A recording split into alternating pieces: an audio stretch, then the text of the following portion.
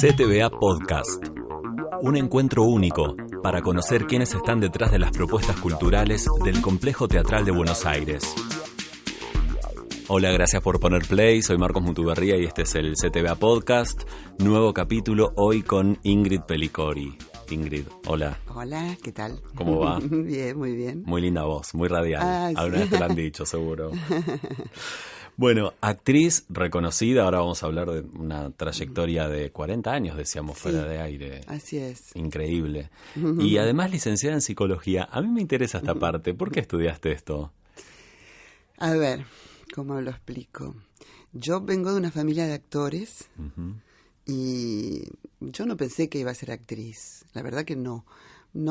Como no era una niña, como a veces en las familias de actores ya se descubre un histrionismo. No, yo era muy estudiosa, muy buena alumna, tenía mucho gusto por las tareas de escritorio y nunca pensé que iba a ser actriz. Pero bueno, de pronto empecé a tomar un curso de teatro y algo se me manifestó muy fuertemente. Pero, entre tanto, puse a estudiar psicología porque tenía que ver más con lo que yo pensaba de mí en esas épocas, que era mi gusto y mi capacidad también. Y bueno, pasa que yo tempranamente, tomé varios cursos de teatro y tempranamente empecé a trabajar. Estuve en el elenco estable del San Martín, Claro. cuando existía, siendo yo muy joven y durante casi 10 años. Y entonces, durante ese tiempo terminé la facultad porque el elenco estable permitía una vida muy organizada para un actor, porque teníamos los lunes libres, las mañanas libres, y luego teníamos una seguridad económica. Entonces, durante todo ese tiempo terminé la facultad. Mira. Y mientras no la había terminado, no había nada que preguntarme, porque yo trabajaba como actriz y estudiaba y nada. Ahora, cuando terminé, ahí sí era, bueno, ¿qué hago? Me pongo a trabajar como psicóloga. Ser psicóloga y ser actriz me parecía algo bastante contradictorio a mi modo de entender la psicología, que era un poco el psicoanálisis lacaniano, que era lo que en ese momento sobre todo nos apasionaba estudiar. Y no, digamos, la privacidad del analista con la vida más pública del actor era medio difícil de pegar y de compaginar. Claro. Así que, nada, una vez recibida, ya se me empezó a volver muy claro mi cuestión vocacional muy fuerte con ser actriz. Ahí se reafirmó, digamos. Claro, sí, ahí ya viví un año en Francia y un poco ahí ya lejos de los condicionamientos, desde laborales, económicos, hasta familiares, de todo tipo. Fue como muy, muy claro para mí. Ya cuando volví como con una cuestión de mucha paz con lo vocacional. Y habiendo estudiado la carrera de psicología, que me gustó hacerlo, me gusta estudiar, seguí estudiando, seguí haciendo grupos de estudio. Y actualmente también, siempre que puedo estudio, ya más filosofía, porque la verdad que psicología llega un momento que si uno no ejercita, me parecía que ya era mejor estudiar directamente filosofía. Claro. Pero sí, estudiar me gusta mucho. Y es algo permanente, ¿no? Sí, lo disfruto particularmente. Nombraste a tu familia de actores, sí. Ernesto Bianco, Iris Alonso. ¿Y cuál fue el primer taller que tomaste de teatro? Digo, en una familia así, más allá de que no haya algo histriónico como comentaste, ¿algún interés hay? No sé, o pudo haber, tuyo, de tus padres. Sí, bueno, mira, la verdad que la primera cuestión fue a los 17 o 18. A los 17. Mi prima, una prima mía, que siempre desde chica dijo que quería ser actriz, que actualmente vive en México y acá trabajó como actriz, Ángeles Alonso. Ella empezó a estudiar teatro con Néstor Raimondi, a sugerencias de Osvaldo Dragún, que era en esa época nuestro tío, porque estuvo casado como 14 años con mi tía Pola, es decir, la hermana de mi mamá. Y fue tío nuestro y muy tío, muy cercano a nuestra familia, porque era el marido de la hermana de mi madre, y mi madre y su hermana siempre fueron pegadísimas, o sea que era una persona. Entonces, el Dragún justo había estado trabajando una obra de él, Néstor Raimondi, que venía de Alemania de hacer algo en Berlín, un curso, un doctorado, no sé, algo así, Sí. y le había sugerido a mi prima estudiar con él. Y entonces mi prima me iba contando, y dije, bueno, empiezo, Voy a probar. voy, pruebo. Y así que estuve ahí con él, y después, bueno, después ya fui con Serrano, un tipo muy largo, con Raúl Serrano. También estudié después con Fernández. Bueno, esos fueron mis profesores de tiempos largos. Después hice muchos seminarios cortos, incluso afuera, pero así mis profesores de tiempos largos fueron ellos. Después yo empecé a estudiar entonces en el 74. Y la primera obra fue en el 78, y en el San Martín di una prueba en el 79 y empecé a trabajar en el 80. Ah, ahí está, en el 80. Sí. Por 10 La años, gira. ¿no? Ahí, sí, lo que pasa es que primero no estuve en el elenco estable, estuve contratada por varias obras los primeros años y después integré el elenco estable. Pero lo primero que hice fue una gira por Latinoamérica del San Martín. Y siempre que me preguntan por mis profesores, siempre incluyo a todos los actores del elenco estable: a Elena Tacisto, Juana Hidalgo, Alicia Verdac-Ságar, Graciela Araujo, Jorge Mayor, Walter Santana, Alberto Segado, Horacio Peña, con quien después también trabajé tanto, porque yo era muy joven cuando entré al elenco y ellos me veían en obra tras obra y me decían, y además yo los veía a ellos, los veía arriba del escenario, es decir, creo que el oficio del actor se aprende muchísimo de los compañeros también. Y eso para mí, siendo tan joven, porque además mi papá ya había muerto. Claro. O sea, mi papá yo lo vi mucho, pero no, yo tenía 20 años cuando él murió, él no me vio a mí actuar. Ah, claro. Sí, además un espacio de retroalimentación, ¿no? Totalmente. Qué bueno.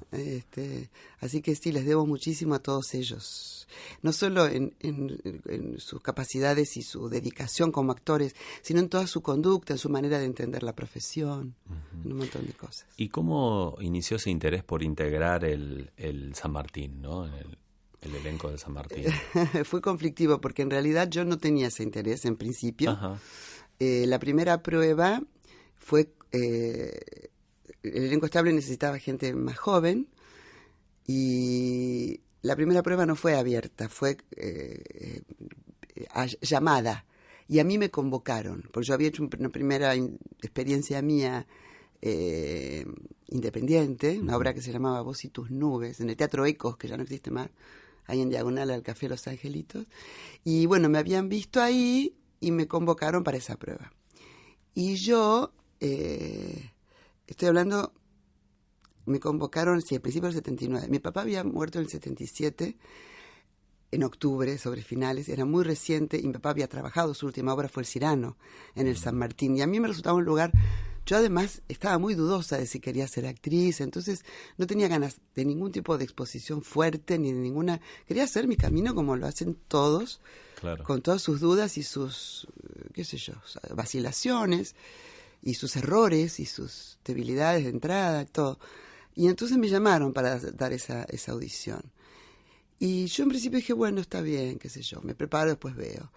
Y la verdad que cuando iba a llegar el momento, me acerco al teatro y digo que en realidad no la voy a dar, porque además yo ese año me había comprometido con un grupo con el que yo estaba preparando Los Siete Locos, que dirigió Correa, Rubens Correa, con Manolo Callao, bueno. Que fue una preparación larguísima. Y que yo igual no iba a poder...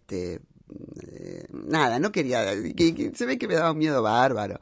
Y entonces me dijeron, no, pero que no era una prueba para ese año, era para ver la gente joven y que no había ningún compromiso. Bueno, di unas vueltas, al final di la prueba, pero así como muy Pero resistida. viniste a decir eso, digamos. Vine a decir eso, encima había gente que quería darla y no había sido convocada. Digo, a lo mejor puedo liberar un lugar, ¿viste? Claro. Todas esas cosas. Bueno. Y al final, bueno, la di, y entonces... digamos, había como unos que quedaban, digamos, y entonces me llamaron y ahí me dijo Kibe, en ese momento me dijo, ya sabemos que tenés compromiso, pero no te ocupes para el año próximo, tú. Y bueno, y después en el medio vino la propuesta a la gira, porque eran 3 obras, era El Jardín de los Cerezos, Bernarda Alba y El Reñidero, y sobre todo me convocaron por El Jardín de los Cerezos, porque la actriz que hacía Aña, que había sido primero... Alicia Zanca, después otra actriz, Nora, no me acuerdo, pues dejó de trabajar, no estaban ya, y entonces para la gira me convocaban para eso, y entonces como me llevaron, hice además roles en las otras obras.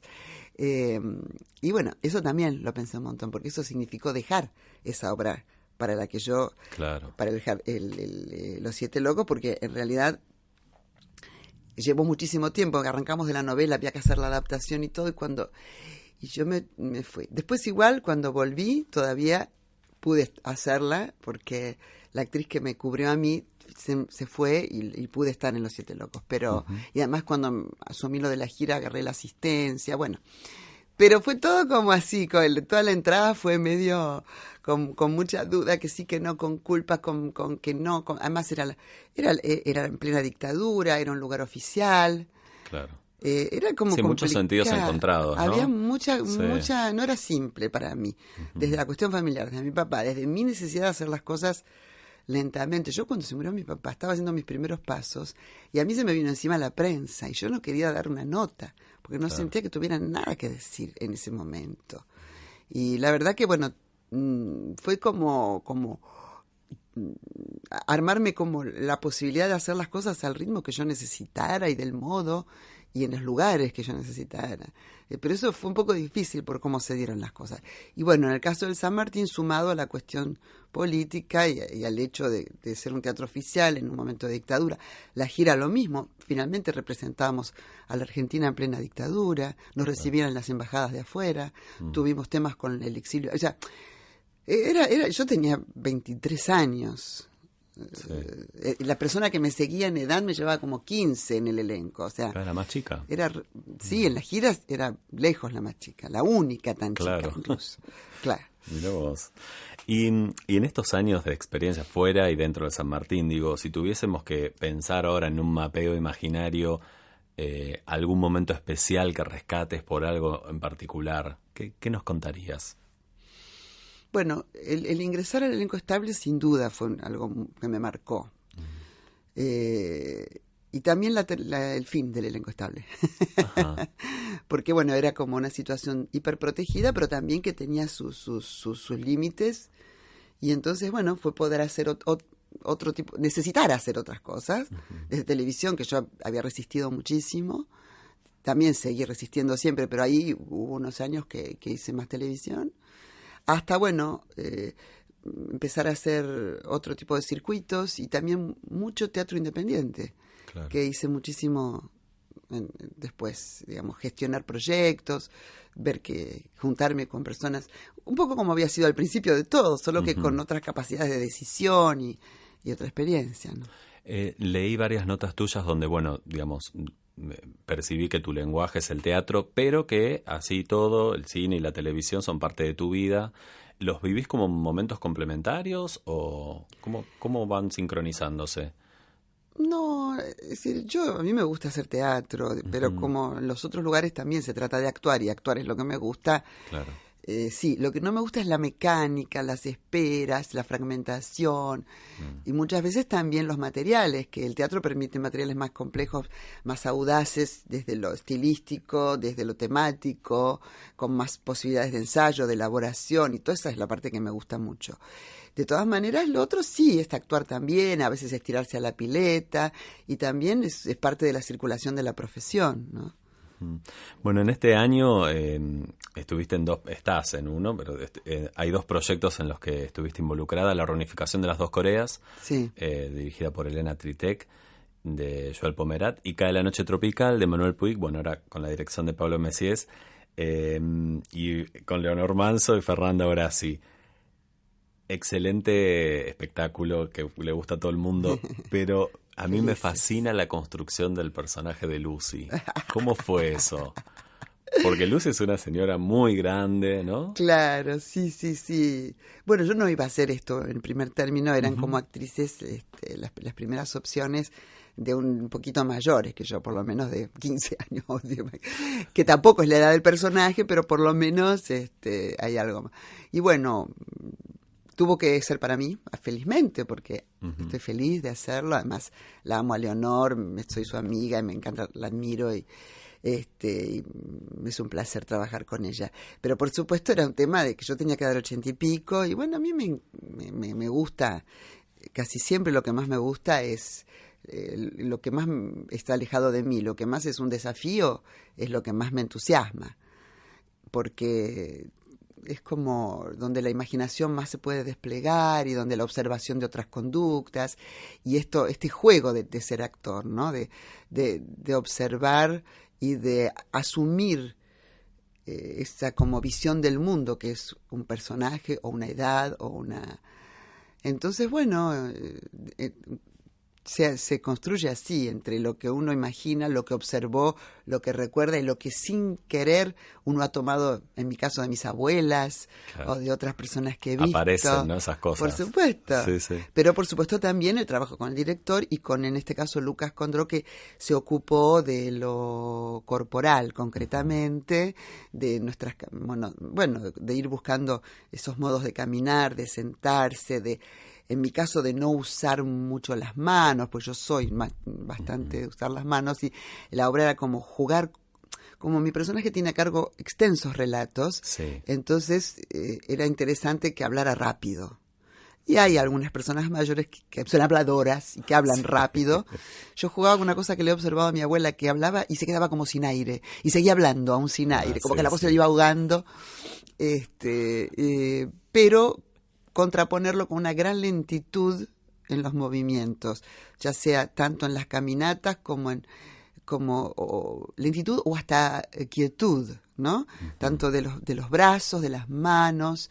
Además, mi personaje dice que tiene artrosis, entonces era como jugar un poco con un cuerpo como muy contraído y más bien quieto y lento, y como generar esa contraposición entre esa velocidad. Eso fue como el mayor desafío, digamos, de hablar rápido, claro, y a la vez hablar no rápido moverte. Y con una colocación que no fuera tan la mía. Yo hablo de tampoco inventar una voz, porque eso quedaría como... Uh-huh. El tema era no sobrecargar la composición, no volverla una vieja increíble, ni tampoco quedarme corta de que nadie pueda ver una vieja. Claro. Siempre contamos con la imaginación del espectador, pero bueno, entonces dentro de...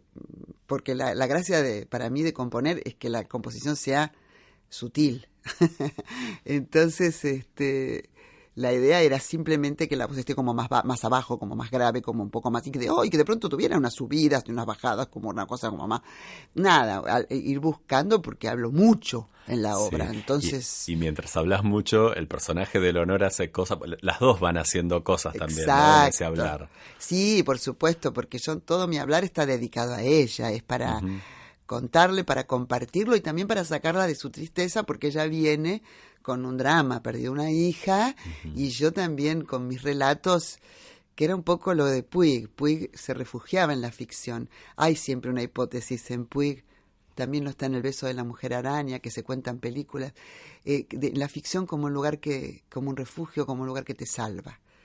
Y eso es un poco lo que hace mi personaje, que con esos relatos, que es finalmente casi una ficción, porque aunque son chismes, por supuesto que están adornadísimos, porque tienen un nivel de detalle que no ¿cómo sabes? Sí, la descripción de la escena de una vecina que podría ser en 2 minutos, pero que acá es una cosa claro, rococó, ¿no? Porque es eso, es el intento de con la ficción salvarse y salvar a la hermana, ¿no? A la otra. ¿Y qué repercusión tenés entre tus pares, el equipo? Porque es una obra que está llenando entradas, le gusta a todo el mundo. Estamos re felices, estamos re contentos. Bueno, el material a mí ya de por sí me parece muy hermoso, ¿no?